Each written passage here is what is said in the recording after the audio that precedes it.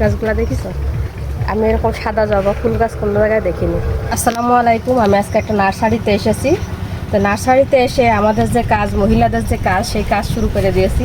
তো প্রথমে সেই চাচার কাছ থেকে এখানে বোম্বাই মরিচ নিয়েছি, দুইটা চেয়ে নিয়েছি। এটা আমি আর দুইটা জিনিস কিনেছি। এটা হচ্ছে লেমন গাছ বলে এটাকে।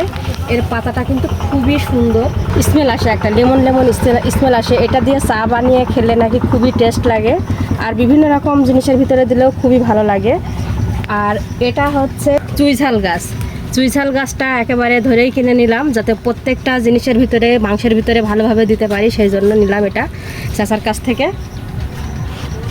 তো উনি বেশ ভালোই অমায়িক একটা মানুষ আছে। ফুল গাছগুলো আমি আজকে কিনবো না, আমি আজকে এই দুইটা গাছই কিনবো, কারণ আমার বাড়িতে লাগানোর অত গাছ নাই। তো কবরস্থানের জন্য আপনাদের ভাইয়া অনেকগুলাই গাছ নেবে, তো সেইগুলা পরবর্তীতে কিনবো। সেটাই আজকে দাম জিজ্ঞাসা করতে আসলাম এই জায়গাতে।